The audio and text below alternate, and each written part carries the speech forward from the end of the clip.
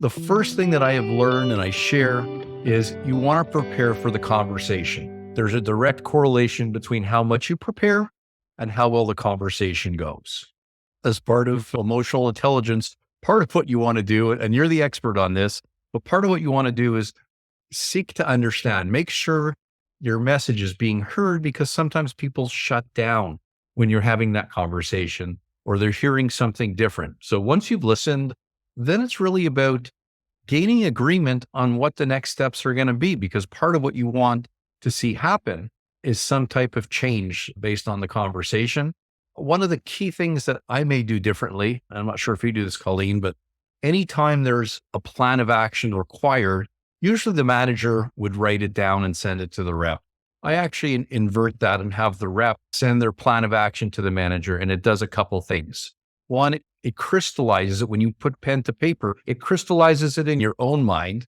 Two, it forms a much better commitment, almost like a contract that you've written than your manager has written. And the last step is really one about follow-up. Very simplified approach to running through and getting prepared, and then making sure that what you said is heard and that you basically have an agreement and a plan in place.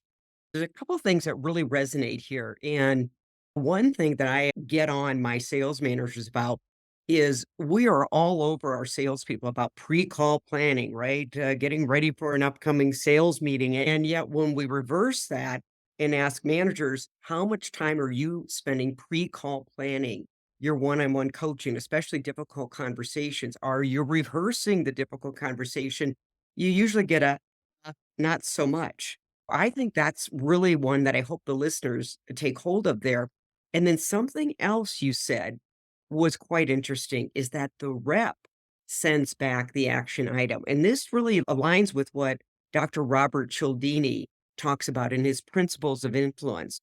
I'm not going to have it quite correct here, but basically he teaches that when people make a commitment, they're more likely to honor it. So if the manager is the one making the commitment, and I've made that mistake, so I'm having this big light bulb, you're actually tying into a principle of influence that, hey, if I'm committing to the action, I'm saying I'm going to do this, more likely that it's going to happen. I think those are two really points that struck me today.